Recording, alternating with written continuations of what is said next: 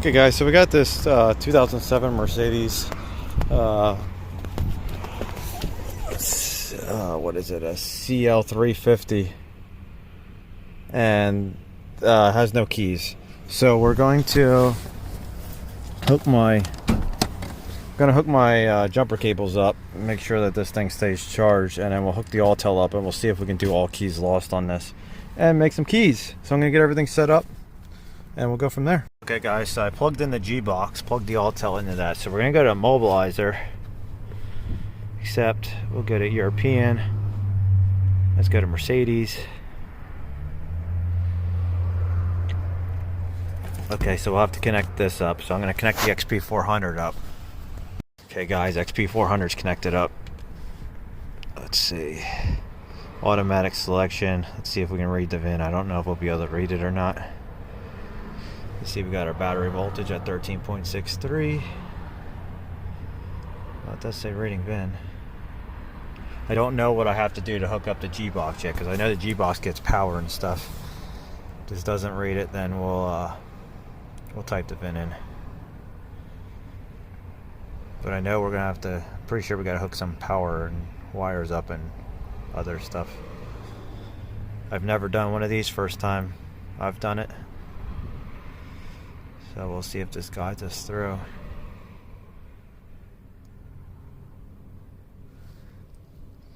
Oh, you know what? It does, the dash powered up, so that's good. So I'm gonna let this sit here and see if it reads the VIN. And if it does, I'll come back. And if it doesn't, I'll let you guys know what happens. Okay guys, so it just sat there for like 5 minutes saying reading VIN and didn't do anything. So I manually typed it in now. Let's press OK. VIN decoding, there we go. Oh, it's 2006, sorry. C350. So there we go, we got that. Let's go to Coupe. Let's plug this back in. I know we're gonna need the G-box, because G-box makes it like, what, 4 or 8 times faster.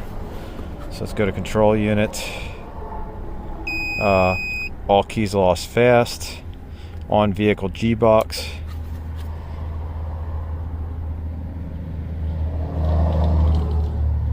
Okay, so now it's going to tell us what to do.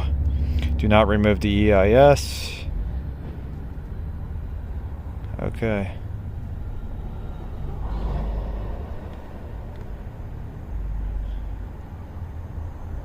So we gotta go to the ELV, and we gotta connect to this K line right here, and then we gotta go to the fuse box F29. So I'm gonna go get those 2 tools and we'll set this up right here. So we need the P3 and the P2. Okay guys, so if we go by this, there's 11 fuses and it's on the side with the bolts. So there's 11 fuses, this is the side with the bolts. So this is the fuse we want to take out. And here's our wire that we put in there. So I'm going to put this in there and hopefully this works. Okay guys, so I dropped the panel down here and I undid the steering lock sensor, or steering lock right here. So pin 1, which should be this one right here, is going to be our K line. So I'm going to connect that up with our wire right here and we'll see if this works. Okay guys, so we're connected right there. We're going into our G-box. Got our G-box going to our fuse, and I looked up this fuse and it says it's for the seats, so I don't know. Hopefully it can handle this. I don't know if they're actually putting power through that or if they're just using it to power this. So we'll press OK and we'll see what happens.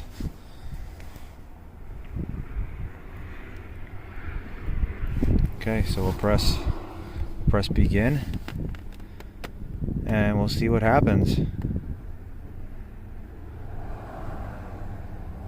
Success. Okay, so it says insert a blank remote. So I got them here. I'm going to quick take this out of the bag and then we'll continue. Okay guys, so here's our remote. So we'll stick this in here like that and we'll continue. See what it does. Communicating with key.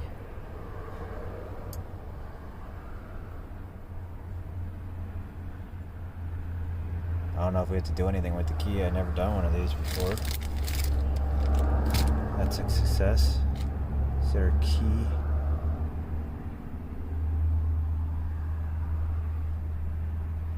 I don't know. Is there a key password? I don't think there's one for this key, so we'll press no. Okay, to enter the password, calculate. Oh, because I guess it must have been if we already had one. So we're going to have to calculate the password. Connect device. Okay, so we'll begin.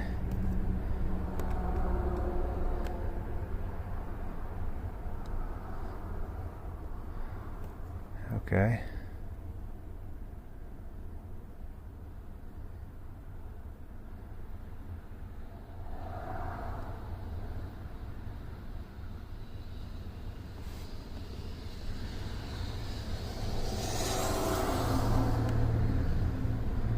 Connect the IR key simulator, APB 102, APB 125 to the key programmer. So I'm gonna go get them. I think I should have them in my truck. Okay guys, I found the key simulator. So it's this, and it comes with this ribbon cable right here.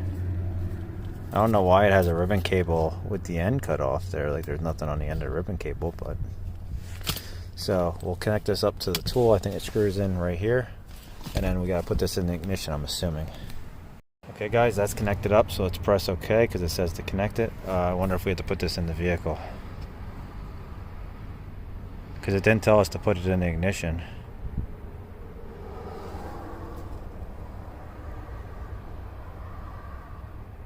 Okay, there we go. Insert into the EIS. There we go. There we go. We can put it in, and we hear clicking. And now it's getting the password. It says may take 10 to 90 minutes. So I'm just gonna let this sit here, and I'll report back if anything happens. Let's see, does it tell us the time on here? So it's 3:44 right now. I don't know if you guys could see that. There you go, it says 3:45. So we'll see how long this takes, and we'll just let it sit here. Okay guys, so I called Autel while we were on the phone. They said if I was on the wrong fuse, it usually errors within 5 minutes. So he said if you make it to like the 5-minute mark, you're on the right fuse. Because I was questioning this because it said it was like a seat fuse and 30 amps. But he said the diagrams are usually right. He says he encourages people to always check the diagrams to make sure you're actually on the ELV fuse.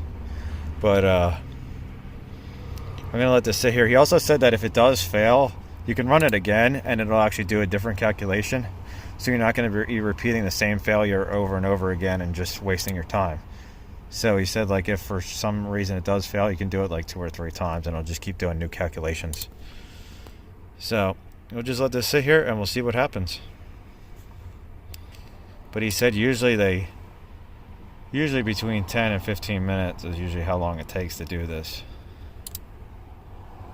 Okay guys, so look at this. I calculated the password like 2 minutes ago. My friend had called me. So we're at 4:02 right now. So it was like 4 minutes is when it calculated.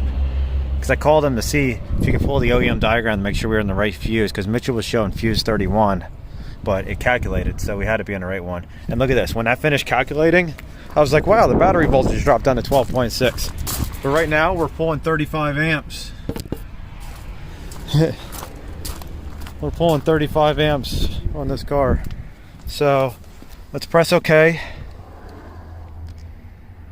Password calculation complete. Generating key file. Insert a blank key into the hole. And we already have one in there. Let's press OK. Detecting key.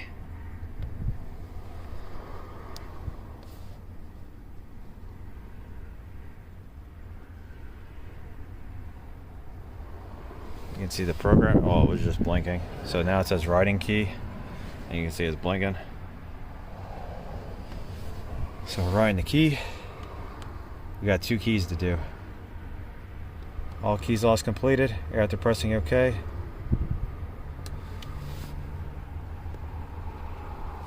Insert the new key into the EIS. Let's see. Let's take this out. Let's take our new key right here. Put it into the EIS.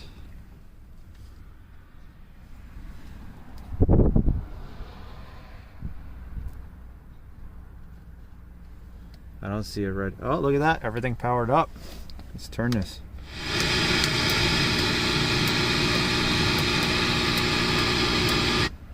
Why does it say replace key? Calculating data. Please wait. Does that mean it? Oh, I can't.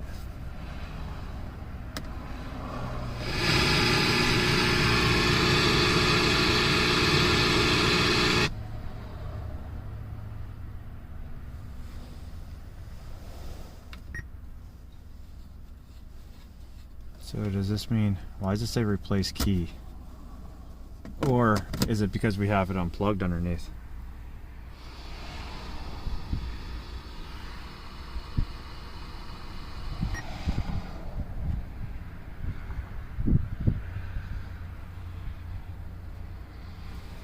Okay, so we don't have a red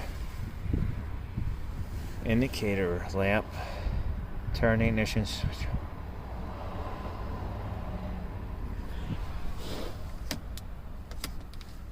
So I can't turn this. So it must be okay.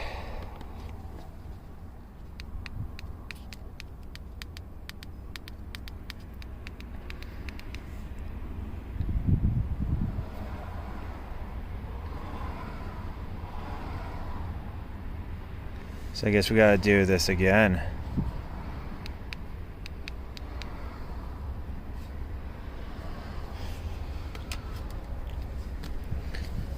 So I wonder if we're on the wrong fuse. Let me quick double check the fuses. Okay guys, so apparently we gotta plug everything back in, which I thought, but it didn't tell me. I was on the phone with Autel and they're like, yeah, you gotta plug everything back in and then it'll start. I'm like, awesome. So we'll see if we can get this all back together. And then we'll have to generate another key. So I'm gonna quick connect this all back up and then we'll try it. Okay guys, so we got it all back in. Let's put the key back in the ignition. Oh, look at that. You can turn the key. Calculating key data. Let's see if this starts. Oh, we got a crank. So it must like the key. Wonder if this has any gas. Oh, we probably don't have any gas. Look at that. But it cranks. Let's see if our door locks and stuff work.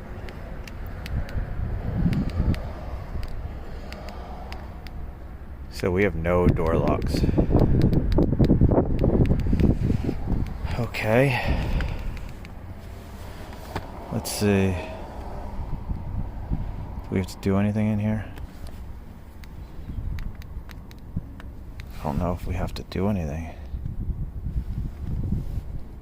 Let's go back. I don't want to go back that far. I wonder if the door has to be closed. Let's put our window down and we'll see.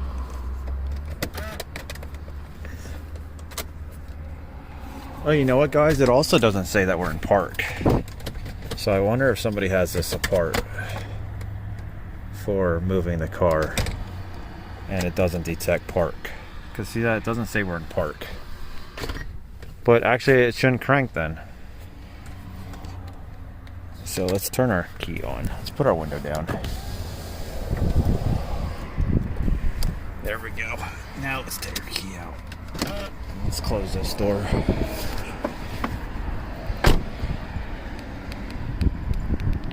Nope. Nothing. So we got it to crank. Let's see if we can add our other key to this. Guys, so we're just gonna go to Smart Selection. Let's see if we can add a key. Add a key on vehicle. Let's see what it says. Reading data from vehicle.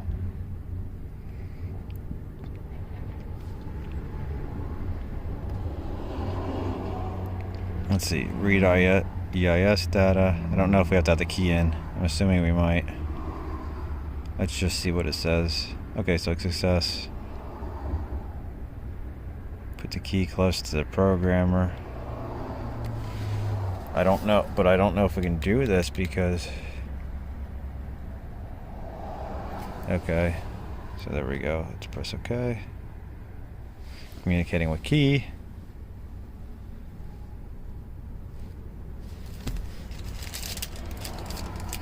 It's not a smart key, I don't think. Okay. put a blank key close to the programmer. So let's get this other one out.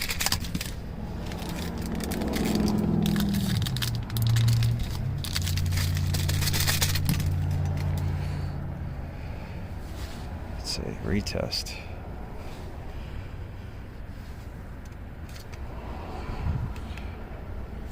Okay, insert the blank key. We insert the blank key. Let's press OK. Communicating with key.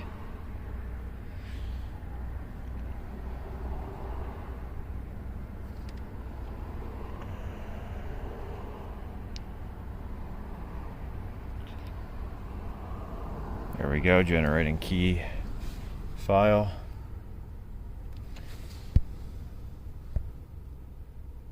What's that say? Insert blank key in the programming hole. It's already in there. Now it should detect the key and write it.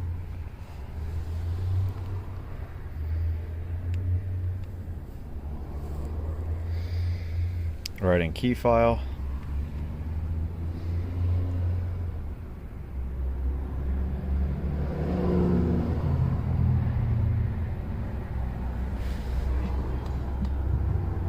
After pressing OK, let's see if it works.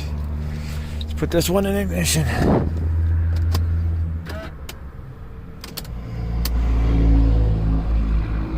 Let's see if this one will crank. So there we go. It's cranking the car. Look at that. See, this one doesn't lock the doors either. So we'll have to see if there's a way to program this. Okay guys, so I talked to Autel, and they said that the fob portion won't program till the car physically starts. So cranking it isn't going to make the car start. They said cranking it isn't going to make it program. So you actually have to physically get the car to start, and then it programs the fob, which I thought was kind of odd. They said you could crank it all day long and it's not going to program. So I'm like, yay, because we have no gas.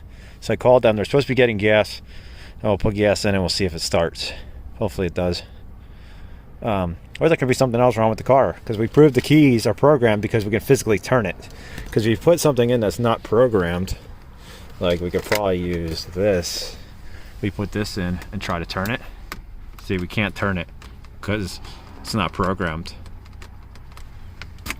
But when you put an actual key in that's programmed, boom, you hear it unlock and you can turn it.